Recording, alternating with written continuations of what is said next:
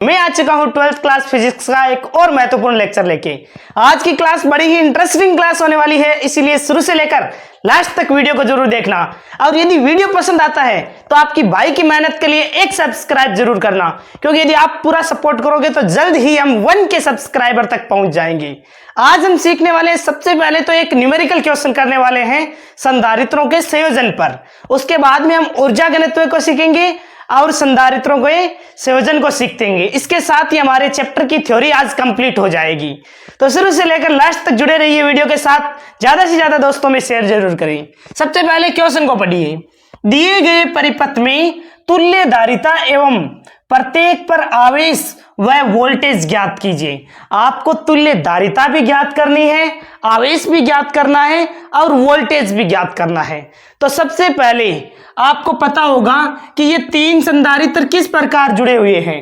तीनों के तीनों संधारित्र ही श्रेणी क्रम में जुड़े हुए हैं। अब देखो, कई बार आपको पता कैसे चलेगा, ऐसा भी डाउट होता है, लेकिन मैं आपके डाउट रहने ही नहीं दूंगा। देखिए, कई बार पता नहीं चलता है कि ये जो श्रेणी क्रम में जुड़े हुए हैं, समांतर क्रम में जुड़े हुए हैं संधारित्र, ऐसा कैसे पता चलेगा। तो आप क्या करो, आवेश या करंट देख लिया करो। जैसे यहां पर आप आवेश यहां से आएगा तो आवेश का क्या दो रास्ता होगा, क्या नहीं होगा ना। आवेश का एक ही रास्ता होगा। यहां से आवेश देख लो, एक ही रास्ते से बहेगा ना। इसका मतलब ये श्रेणी क्रम में जुड़े हुए हैं। कई बार इस प्रकार जैसे संधारित्र जोड़ रखे हैं, ये देख लीजिए इस प्रकार। अब इनमें देखो, इनमें किस प्रकार होगा। तो देखो, यहां से या तो करंट देकर देख लो या फिर आवेश देकर देख लो। जैसे यहां से डिवाइड होगा, आवेश है, उसके दो रास्ते हो जाएंगे ना। यहां से आवेश आया, सीधा सीधा तो नहीं गुणेगा ना, यानी कि यहां से डिवाइड हो जाएगा। करंट भी देख सकते हो, जैसे यहां से आई करंट आएगी, तो वैसे संधारित्र में करंट बहती नहीं है, आवेशित होते हैं। लेकिन देखो, यहां से डिवाइड होगा ना, डिवाइड होते ही पता चल जाएगा कि यहां से जो अलग अलग रास्ते बन रहे हैं आवेश के। इसका मतलब ये तो श्रेणी क्रम में था, लेकिन उसके बाद में ये दोनों समांतर क्रम में हो जाएंगे। तो पहले हम इन दोनों को समांतर क्रम से सोल्व करेंगे। सोल्व करने के पश्चात हमारे ये हो जाएंगे श्रेणी क्रम में। क्लियर है। अब देखो, यदि आवेश आएगा तो सीधा सीधा रास्ता एक ही होगा ना आवेश का, आवेश के दो रास्ते नहीं होंगे। इसका मतलब ये श्रेणी क्रम में हो जाएगा। यहां पर देखो, ये श्रेणी क्रम में था, लेकिन आगे आवेश के दो रास्ते हो रहे थे। इसका मतलब है कि यहां पर ये समांतर क्रम में हो गया है। क्लियर है, समझ में आया ना। इसी प्रकार इसमें देखो, आवेश आएगा तो देखो यहां पर आवेश के दो रास्ते हो रहे हैं, क्या नहीं हो रही है, बंट नहीं रही है करंट। इसका मतलब क्या है, ये श्रेणी क्रम में है। और श्रेणी क्रम में होता है तो सबसे पहले हमें यही पूछा था, तुल्य धारिता ज्ञात करो। अरे तुल्य धारिता का फॉर्मूला आप बताओगे मेरे को। कमेंट बॉक्स में सभी स्टूडेंट्स हैं, वो तुल्य धारिता का फॉर्मूला भी जरूर लिखेंगे श्रेणी क्रम के लिए। तो संधारित्रों के श्रेणी क्रम के लिए 1/C तुल्य इक्वल टू क्या होता है, 1/C1 plus 1/C2 plus 1/C3। Clear है। मान यहां पर रखना है केवल और केवल। लिखो 1/C तुल्य इक्वल टू क्या आ जाएगा, 1/C1, C1 का मान है 5 प्लस 1/C2 यानी कि 10 प्लस 1/C3 का मतलब है 1/15।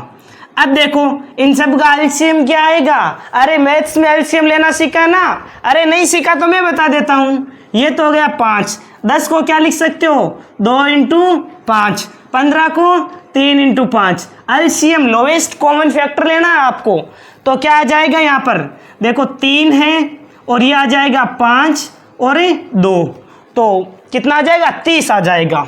तो ये लिख दिया 30। 5 का इसमें भाग लगाओ, कितना आ रहा है, तो कितनी बार जाएगा, 6 बार, यानी कि 6 प्लस में ये जाएगा 3 बार प्लस में ये 2 बार।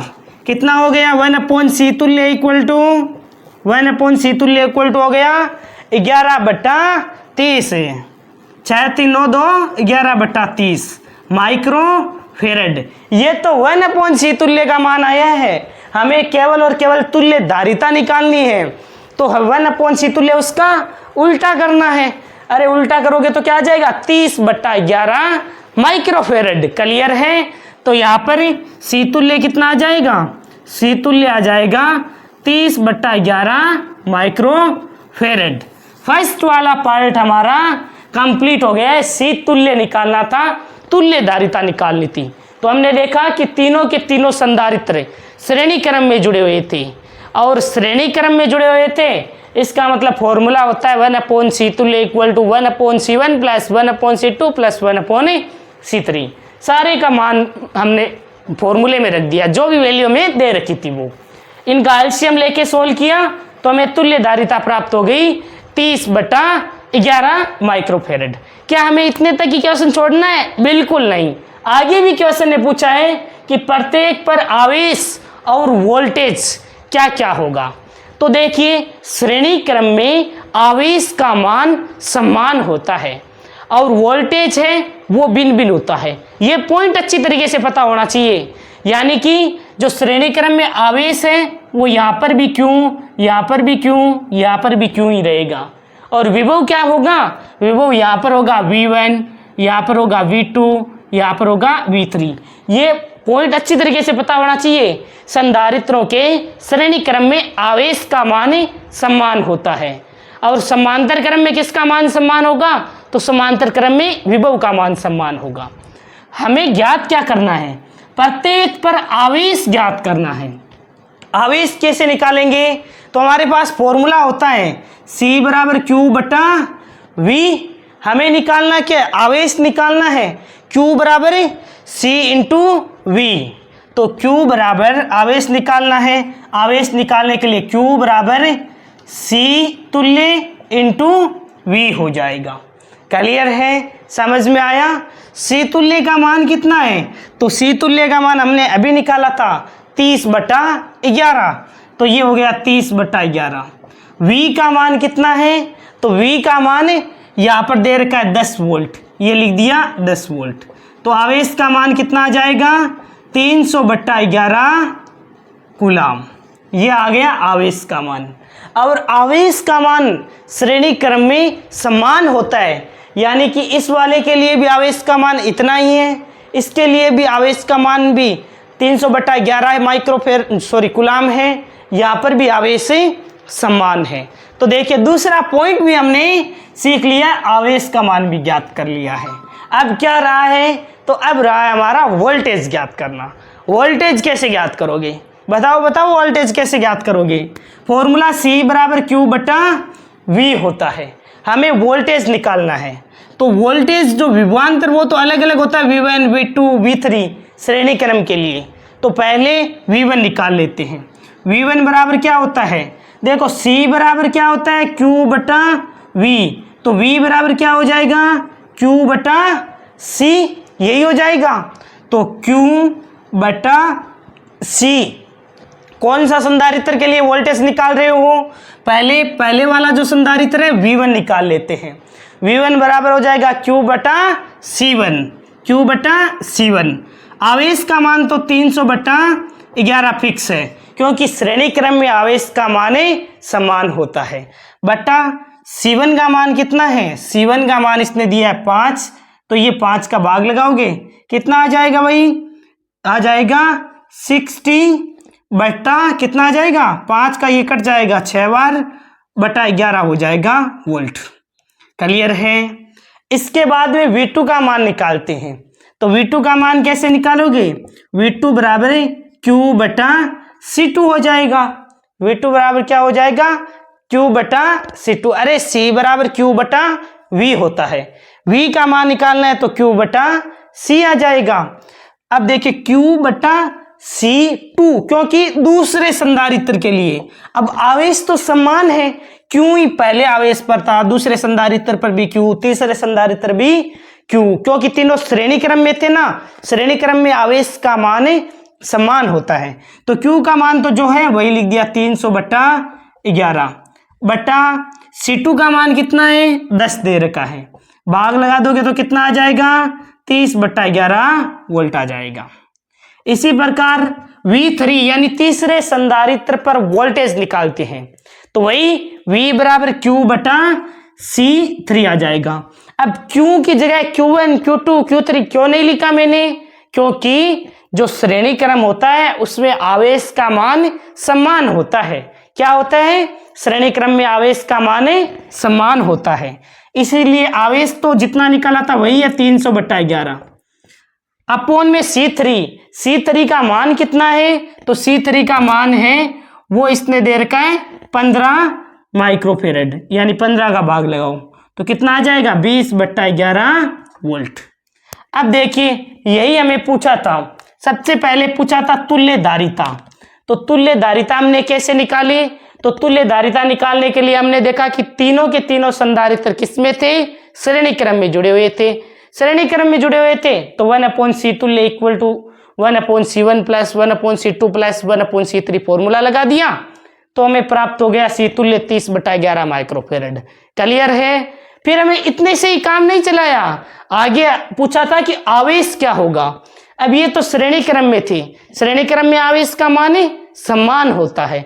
जब आवेश का मान समान होता है तो Q बराबर है C तुल्य इंटू V फॉर्मूला, Q बराबर है CV। C धारिता क्या लेंगे? C तुल्य लेंगे, कितनी है 30/11। V का मान 10 वोल्ट दे रखा था, मान रखा तो 300/11 कूलम आ गया आवेश का मान। क्लियर है? लेकिन हमें आवेश के आगे ये भी पूछा था कि वोल्टेज क्या होगा। तो वोल्टेज कैसे निकाला? वोल्टेज निकालने के लिए सबसे पहले C बराबर Q/V होता है तो V बराबर क्या हो जाएगा? Q/C हो जाएगा। अब देखिए अलग अलग संधारित्र पर श्रेणी क्रम में वोल्टेज अलग अलग होता है, समांतर क्रम होता तो वहां वोल्टेज समान होता। यहां संधारित्रों का श्रेणी क्रम था इसीलिए क्या है? आवेश का मान समान है। तो यहां पर पहले V1 निकाला, V1 बराबर क्या हो जाएगा? Q/C1। V2 निकाला Q/C2 और V3 निकाला Q/C3। अब सभी जगह मैंने क्यों लिखा? क्योंकि श्रेणी क्रम में आवेश का मान समान होता है। ये मैं बार बार पॉइंट बोल रहा हूं ताकि अच्छे तरीके से याद हो जाए। मान रख दिया Q के स्थान पर, पहले C1 का भाग लगा दिया, फिर C2 का लगा दिया और फिर C3 का लगा दिया। क्लियर है? तो हमें V1, V2 और V3 का मान प्राप्त हो गया। अरे बिल्कुल आसान है, C बराबर Q/V होता है, V का मान निकालना है तो Q/C लगा दो।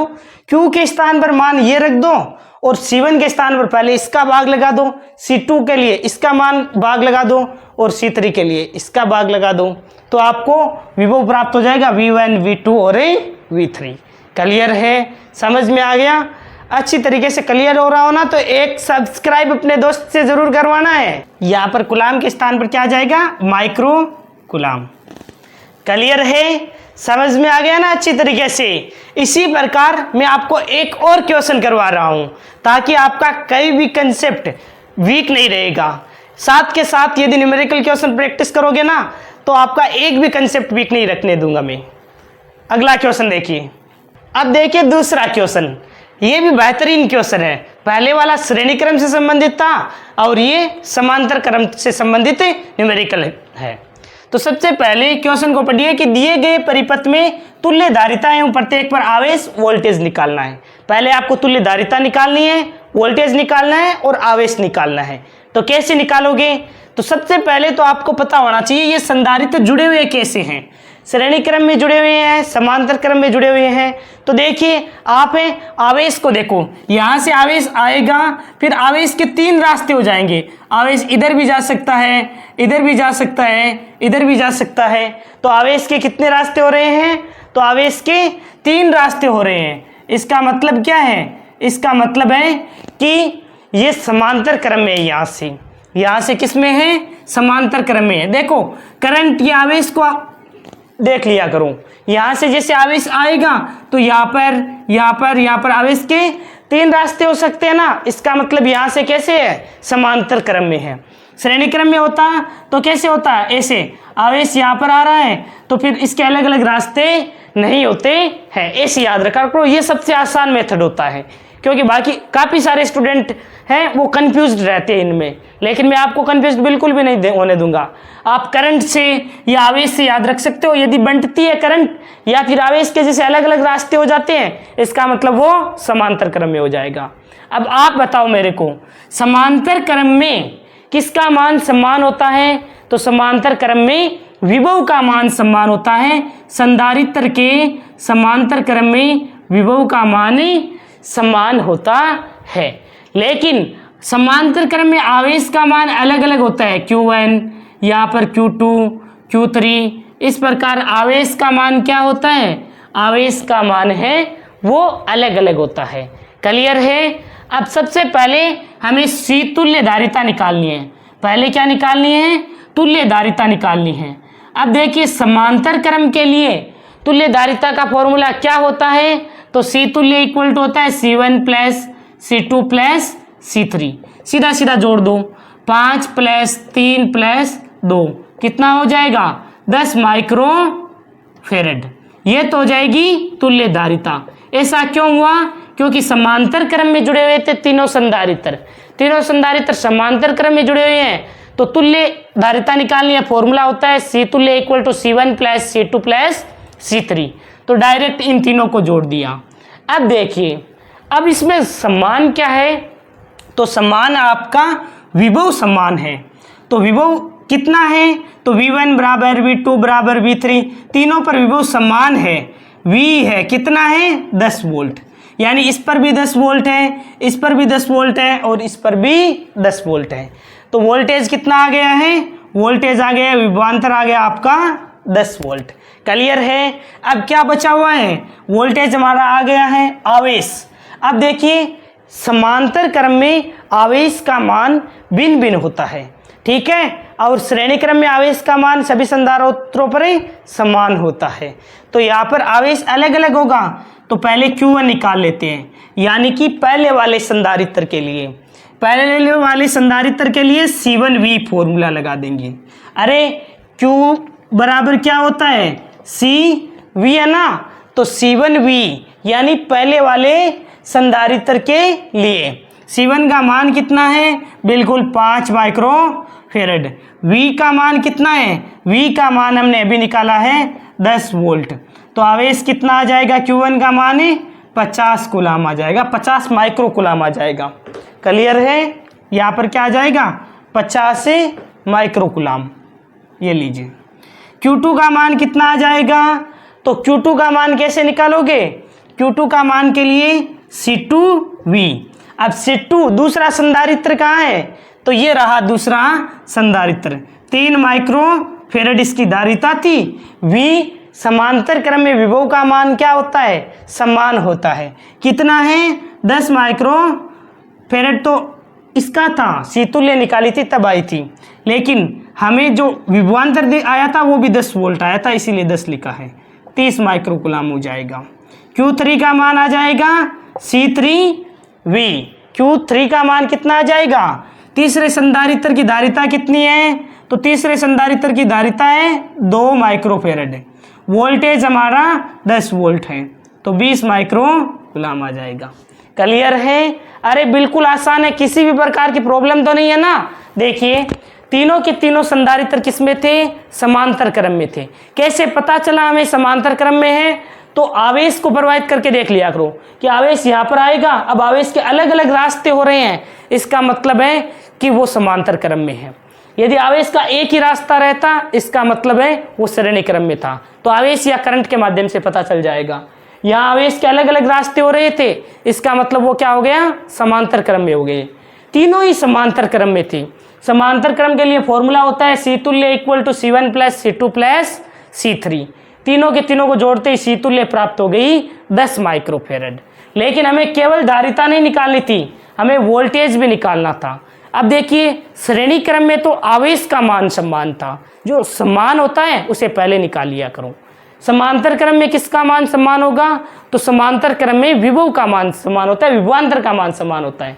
यानी कि यहाँ पर वोल्टेज, यहाँ पर वोल्टेज और यहाँ पर वोल्टेज समान होंगे। V1 V2 V3 सब समान होने हैं। कितने होंगे, तो 10 वोल्ट दे रखे हैं, वही इस वाले संधारित्र पर होगा, वही इस वाले संधारित्र पर होगा और वही ऊपर वाले संधारित्र पर होगा। क्योंकि संधारित्र के समांतर क्रम संयोजन में विभव का मान समान होता है। याद रख लोगे ना, अरे भूलने दूंगा ही नहीं, भूलोगे कहाँ से, मैं बार बार रिवाइज करवाऊंगा। लेकिन आप भी सब्सक्राइब करना मत भूलना। आप यदि सपोर्ट करोगे ना, हर एक विद्यार्थी एक सब्सक्राइब भी पर डे का करेगा, फिर भी हमारे 1 के सब्सक्राइबर कंप्लीट हो जाएंगे। सब कुछ आपके सपोर्ट की वजह से ही पॉसिबल है। तो थोड़ी सभी स्टूडेंट्स क्लास को शेयर करके एक सब्सक्राइब जरूर करवाया, तब वही मेरे लिए मोटिवेशन होता है। अब देखिए हमें विभव का मान तो पता चल गया, V1 V2 V3 तीनों संधारित्रों पर समान ही होगा, समांतर क्रम में था इसीलिए। अब हमें आवेश भी तो निकालना था, आवेश निकालना है तो Q बराबर CV होता है। अब समांतर क्रम में तो आवेश अलग अलग है, इस पर अलग है, इस पर अलग है, इस पर अलग है। तो पहले ऊपर वाले के लिए Q1 बराबर C1 भी लगा दिया, Q2 बराबर C2 भी लगा दिया, Q3 बराबर C3 भी लगा दिया। आपको पता चल गया होगा मैंने यहाँ पर V और V लिखा है, क्यों? क्योंकि समांतर क्रम में विभव का मान समान होता है। जहाँ ये इतना विभव है तो ये तीनों संधारित्र पर समान ही होगा। पहले C1 भी निकाला इस वाले संधारित्र के लिए, C1 का मान था 5, V का मान 10 था, मल्टीप्लाई कर दिया। C2 का मान था 3 और V का मान 10 था, मल्टीप्लाई कर दिया। C3 का मान था 2 और V का मान था 10। तो ये हमारे पास आवेश का मान आ गया Q1 Q2 और Q3। कैसे लगे ये क्वेश्चन? यदि क्वेश्चन अच्छा लगा हो ना तो एक सब्सक्राइब भी जरूर करना है और इन क्वेश्चन को वापस प्रैक्टिस भी करना है। क्लियर है? तो प्रैक्टिस करना बिल्कुल भी नहीं छोड़ना है, लगातार प्रैक्टिस करो और मेरे को कमेंट बॉक्स में लिखा करो सर मैंने डेरिवेशन मिला ली। काफ़ी सारे स्टूडेंट्स जैसे श्याम भाई है वो कमेंट करते हैं कि सर अच्छी लगी आपकी क्लास, तो मेरे को मोटिवेशन मिलता है कि सच में 12th क्लास वाले स्टूडेंट्स पढ़ने वाले और मेहनती स्टूडेंट्स हैं, और मेहनती स्टूडेंट्स के लिए मैं 24 घंटे मेहनत कर सकता हूँ। बस मेहनत करने वाले स्टूडेंट्स होने चाहिए। हेडिंग डालो, ऊर्जा घनत्व क्या होता है? ऊर्जा घनत्व क्या होता है? देखिए संधारित्रों के लिए ऊर्जा घनत्व का फॉर्मूला आपसे कई बार पूछ लेता है, तो इस वाले फॉर्मूले को हम समझते हैं कि ऊर्जा घनत्व होता क्या है। देखिए संधारित्र में एकांक आयतन में जो ऊर्जा होती है उसे ही ऊर्जा घनत्व कहते हैं। संधारित्र में एकांक आयतन में ऊर्जा को ही ऊर्जा घनत्व कहते हैं। तो लिखो संधारित्र में एकांक आयतन में ऊर्जा को ऊर्जा घनत्व कहते हैं। ऊर्जा घनत्व कहते हैं। अब एकांक आयतन में ऊर्जा किस प्रकार? तो देखिए ऊर्जा घनत्व को किससे लिखेंगे? पहले तो ऊर्जा घनत्व इसको हम स्मॉल u से लिख देते हैं ना, और एकांक आयतन में ऊर्जा घनत्व यानी कि एकांक आयतन का मतलब है ये हो गया वॉल्यूम आयतन, ठीक है ना। ये क्या है? v लिखा है ना, ये आयतन है, ध्यान रखना ये v क्या है? आयतन है। और एकांक आयतन में ऊर्जा को ही ऊर्जा घनत्व कहते हैं।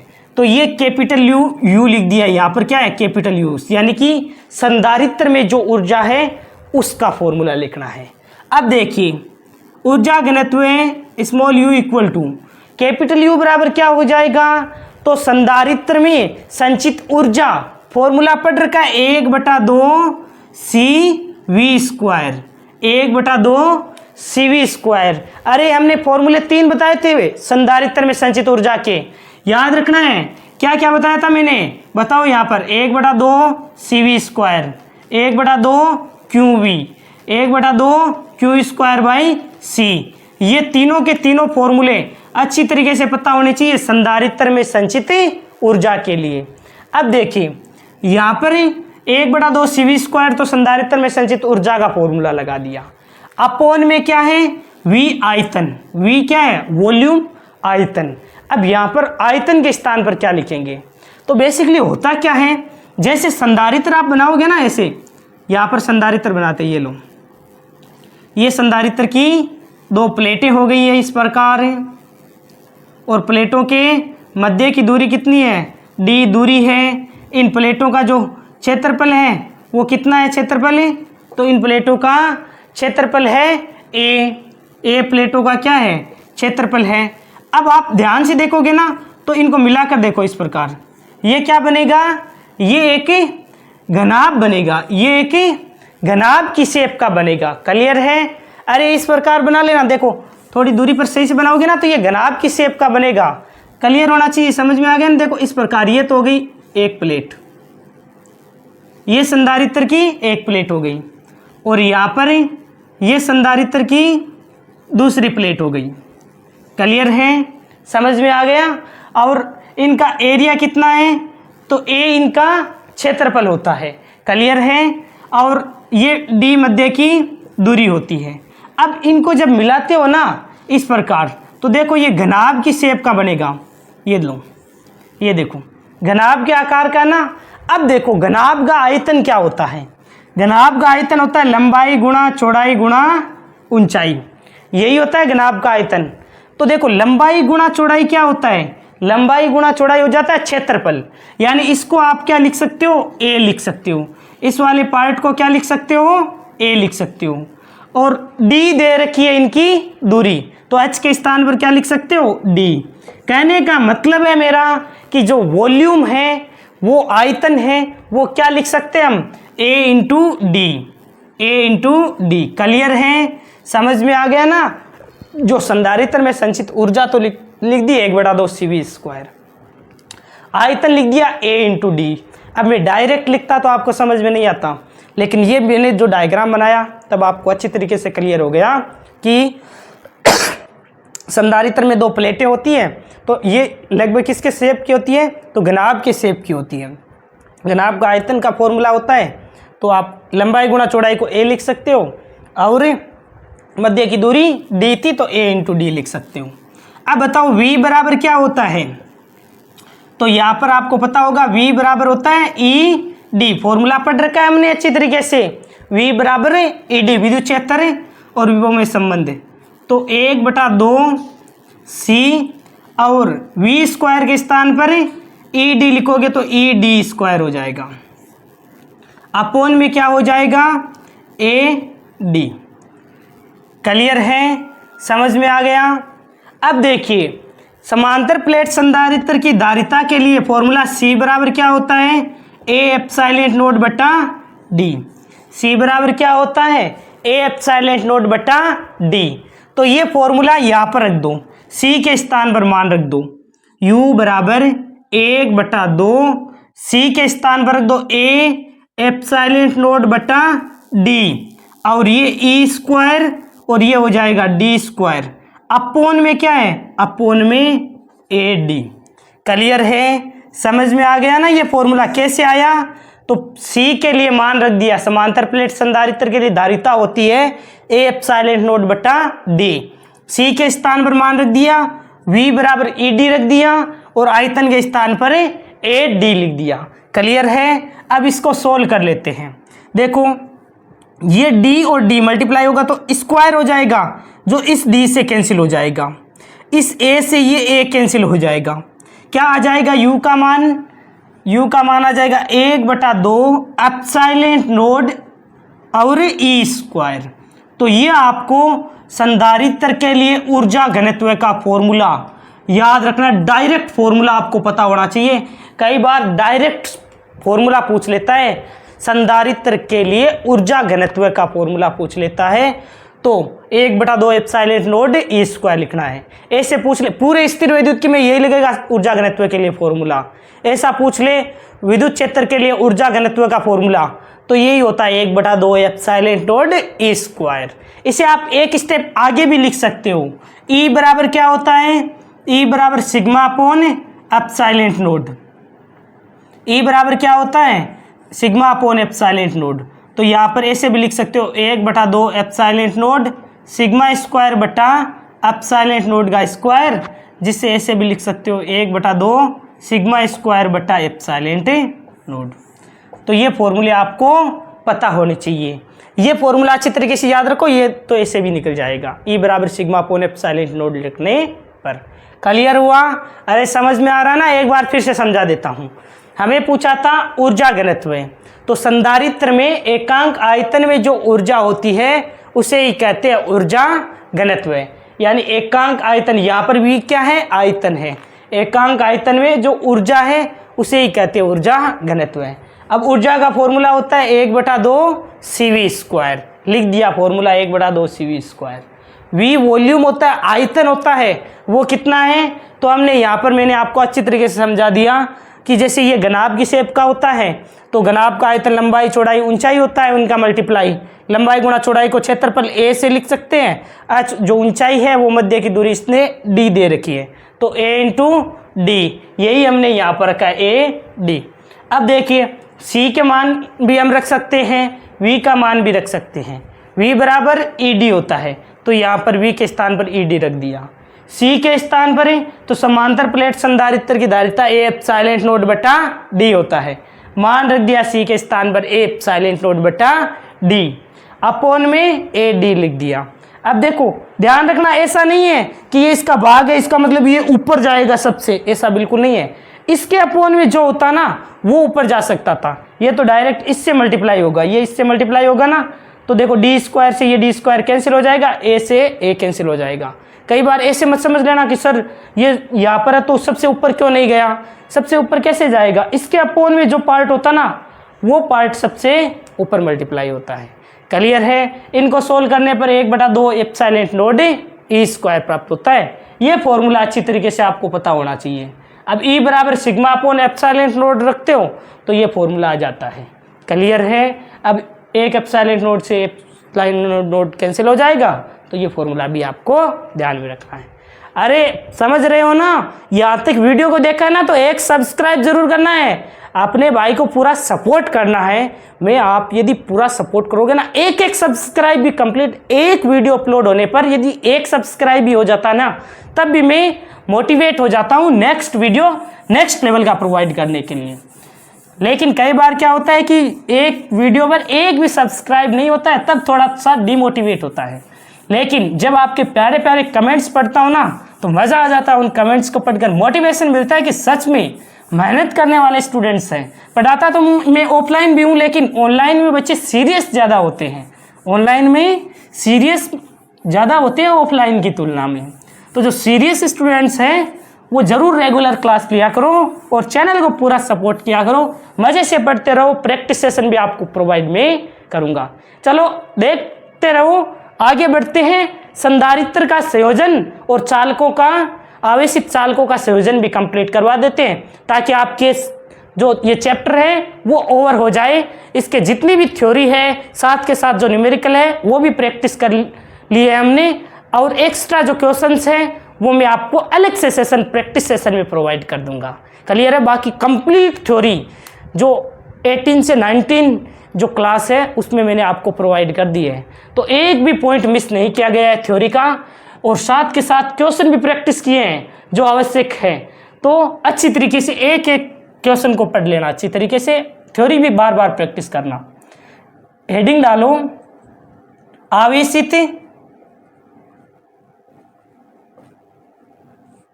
चालकों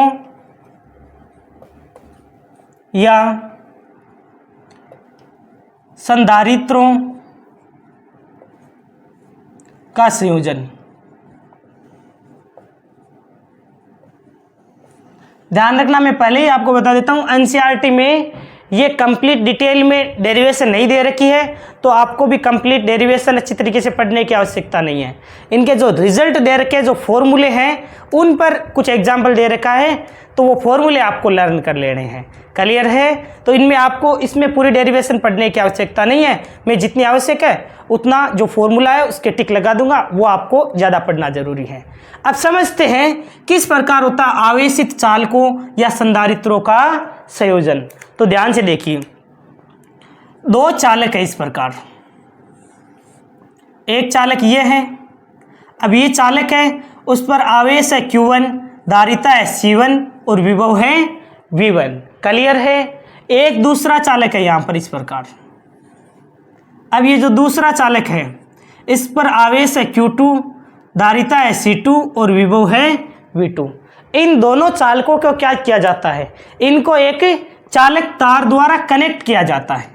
इनको क्या किया जाता है, इनको चालक तार द्वारा इस प्रकार क्या कर दिया जाता है, कनेक्ट किया जाता है, जोड़ दिया जाता है।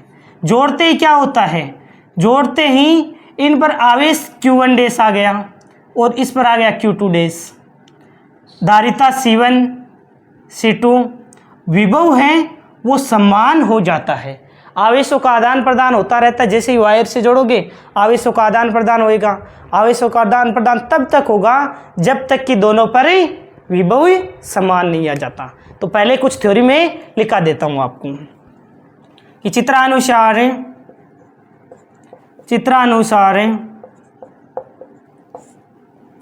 दो आवेशित चालक जिन पर आवेश विभवांतर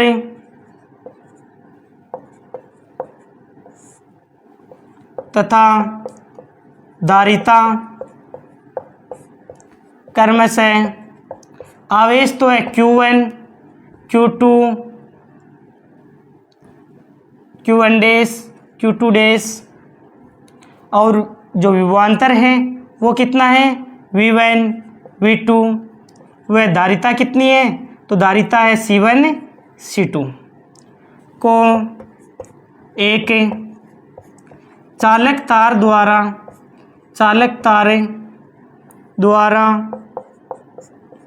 जोड़ने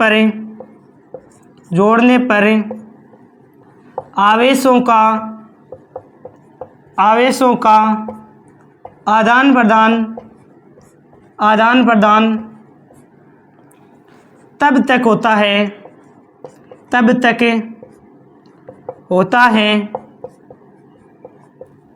जब तक दोनों पर समान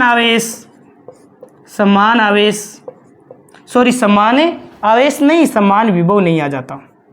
दोनों पर समान विभव न आ जाता है। अब देखिए आवेश संरक्षण के नियम से हम क्या लिख सकते हैं। तो पहले जो आवेश था वो कितना था Q1 प्लस Q2 किसके बराबर हो जाएगा। तो इनको एक वायर से जोड़ने के बाद जो आवेश है उसके बराबर हो जाएगा Q1 dash plus Q2 dash के। ये आवेश संरक्षण के नियम से, यानी वायर से जोड़ने से पहले आवेश और वायर से जोड़ने के बाद जो आवेश है वो संरक्षित है। Q1 प्लस Q2 किसके बराबर हो जाएगा Q1 dash plus Q2 dash के बराबर। अब Q बराबर क्या होता है CV होता है। तो यहाँ पर देखो C1 V1 प्लस में C2 V2। यहाँ पर Q1 डैश क्या हो जाएगा तो Q1 डैश आ जाएगा C1 V। यहाँ पर देखो C1 V विभव समान है इसीलिए प्लस C2 V। अब हमें V का मान निकालना है। V यहाँ क्या है उभयनिष्ठ विभव। तो V को कॉमन ले लोगे तो क्या आ जाएगा V को कॉमन लेते हैं C1 प्लस C2 बराबर C1 V1 plus C2 V2। उभयनिष्ठ विभव V बराबर क्या आ जाएगा C1 V1 plus C2 V2 बटा C1 प्लस C2। आपको तो डायरेक्ट ये इतना सारा पार्ट याद रखने की आवश्यकता ही नहीं है। ये याद रख लेना उभयनिष्ठ विभव का फॉर्मूला, क्योंकि एनसीईआरटी में कंप्लीट डेरिवेशन दी नहीं है। तो आपको ये फॉर्मूला आप ध्यान में रखना। उभयनिष्ठ विभव का फॉर्मूला क्या होता है, जब संधारित्र बोल दे या फिर आवेशित चालकों को वायर से कनेक्ट किया जाता है तब उभयनिष्ठ विभव C1 V1 plus C2 V2 बटा C1 प्लस C2। यहाँ पर भी ऊर्जा हानि का फॉर्मूला पूछ लेता है, ऊर्जा हानि या ऊर्जा ह्रास। तो वो क्या हो जाता है फॉर्मूला, तो ध्यान में रखना है। ऊर्जा हानि का फॉर्मूला होता है सबसे पहले डेल यू बराबर क्या हो जाएगा यू प्रारंभिक माइनस यू अंतिम। जब यू के स्थान पर मान रखोगे और सोल्व करोगे तब फॉर्मूला प्राप्त होगा 1/2 C1 C2 कोष्टक V1 minus V2 का होल स्क्वायर बटा C1 प्लस C2। यह आ जाएगा ऊर्जा हानि का फॉर्मूला। तो आपको बस ये दो फॉर्मूले हैं वो आपको ध्यान में रखने हैं, बाकी डेरिवेशन याद रखने की आवश्यकता नहीं है। इसमें क्या किया हमने, जो दो आवेशित चालक थे उन पर पहले देखो Q1 आवेश, C1 धारिता, V1 विभवता। दूसरे पर Q2 आवेश, C2 धारिता और V2 था विभवांतर। इनको एक चालक तार द्वारा कनेक्ट किया जाता है तो क्या होता है, आवेशों का आदान प्रदान होता है।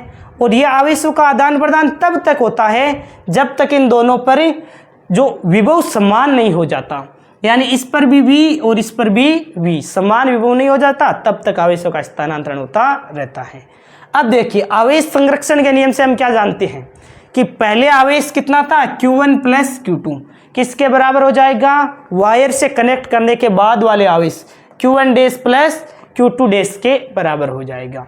अब Q बराबर क्या होता है, CV होता है, तो C1 V1, देखो C1 V1 यहाँ पर प्लस C2 V2 किसके बराबर हो जाएगा, तो ये देखिए C1 V C2 V, इनमें से V आप कॉमन लिख सकते हो, बाकी का भाग लगा दिया तो बेनिस्ट विभव आ गया C1 V1 plus C2 V2 बटा C1 प्लस C2। एक तो ये फॉर्मूला लर्न कर लेना, एक ऊर्जा हानि का formula 1/2 C1 C2 कोष्टक V1 minus V2 का होल स्क्वायर बटा C1 प्लस C2। बाकी इसकी डेरिवेशन याद रखने की आवश्यकता नहीं है। यह आपका सेकंड चैप्टर की थ्योरी और जो क्वेश्चंस हैं वो कंप्लीट हो चुके हैं और अब आगे की क्लास में मैं थर्ड चैप्टर को स्टार्ट करेंगे। बाकी प्रैक्टिस सेशन है वो अलग से आपको प्रोवाइड करते रहूँगा, लेकिन आप पूरा सपोर्ट करते रहना। एक सब्सक्राइब भी कंप्लीट करते हो ना यार स्टूडेंट्स, फिर भी मेरे को मोटिवेशन मिलता है। जिन विद्यार्थी ने यहाँ तक वीडियो को कंप्लीट देखा है वो सच में मेहनती स्टूडेंट्स हैं, वो एक प्यारा सा कमेंट जरूर करेगा ताकि मेरे को पता चले कि 12th क्लास के कौन कौन विद्यार्थी कंप्लीट लेक्चर को देख रहे हैं। इसलिए एक प्यारा सा कमेंट जरूर कर देना। Thank you.